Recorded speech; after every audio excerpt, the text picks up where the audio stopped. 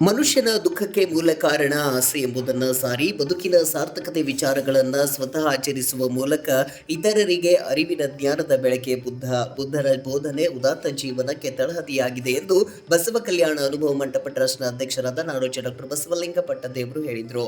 ಭಾಲ್ಕಿ ಪಟ್ಟಣದ ಹಿರೇಮಠ ಸಂಸ್ಥಾನದಲ್ಲಿ ಗುರುವಾರ ಆಯೋಜಿಸಿದ ಗೌತಮ ಬುದ್ಧರ ಜಯಂತಿ ಕಾರ್ಯಕ್ರಮದ ಸಾನ್ನಿಧ್ಯ ವಹಿಸಿ ಅವರು ಮಾತನಾಡಿದರು. ಪ್ರೀತಿ, ಕರುಣೆ ಹಾಗೂ ಸಮಾನತೆ ಬುದ್ಧನ ಆದರ್ಶ. ಗೌತಮ ಬುದ್ಧರ ತತ್ವ ಆದರ್ಶಗಳು ಹೆಚ್ಚು ಪ್ರಚಲಿತವಾಗುತ್ತಿವೆ. ಸಾವಿರಾರು ವರ್ಷಗಳ ಹಿಂದೆ ಇದ್ದ ಬುದ್ಧ ಇಂದಿಗೂ ಪ್ರಸ್ತುತವಾಗುತ್ತಿದ್ದಾರೆ. ಅವರ ಮಾರ್ಗದಲ್ಲಿ ನಾವೆಲ್ಲರೂ ನಡೆದಿದ್ದೇ ಆದರೆ ವಿಶ್ವದಲ್ಲಿ ಅಶಾಂತಿ, ಅಸಮಾನತೆಗೆ ಜಾಗವೇ ಇರಲ್ಲ ಎಂದು ತಿಳಿಸಿದ್ರು.